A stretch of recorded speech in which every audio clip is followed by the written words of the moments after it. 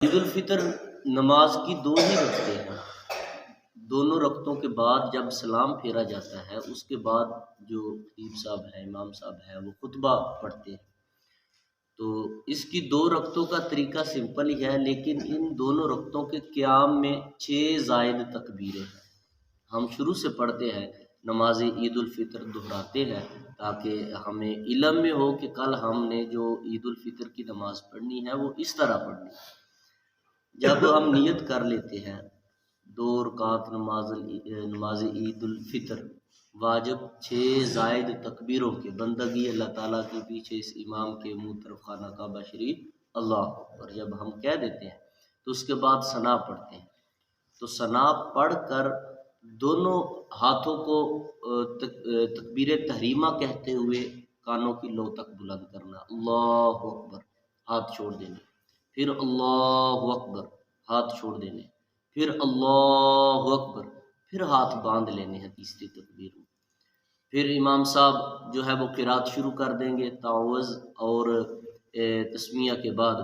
جب امام صاحب قرات شروع کریں گے سورہ فاتحہ پڑھیں گے اور 3 آیتوں کی مقدار کوئی صورت پڑھیں گے، یا قل هو اللہ پڑھیں گے یا اس آیتوں کی مقدار کوئی بھی صورت پڑھیں گے، اور اس کے بعد رکوع میں چلے جائیں گے، سبحان ربی العظیم، سبحان ربی العظیم، سبحان ربی العظیم، سمیع اللہ لمن حمدہ، امام صاحب کہیں گے، ہم کہیں گے ربنا لک الحمد، اور پھر جو ہے وہ سجدے میں چلے جائیں گے، 2 سجدے کریں گے۔ تو جب دونوں سجدوں سے کھڑے ہوں گے تو پھر امام صاحب جو ہیں وہ الحمد شریف سے شروع کریں گے، الحمدللہ پڑھ کر 3 آیتوں کی مقدار صورت پڑھ کر، پھر اللہ اکبر، ہاتھ چھوڑ دیں گے، پھر اللہ اکبر، ہاتھ چھوڑ دیں گے، پھر اللہ اکبر، پھر ہاتھ چھوڑ کر جو چوتھا اللہ اکبر ہے وہ ہم پڑھیں گے رکوع کے لیے، جو ہم روٹین سے پڑھتے ہیں۔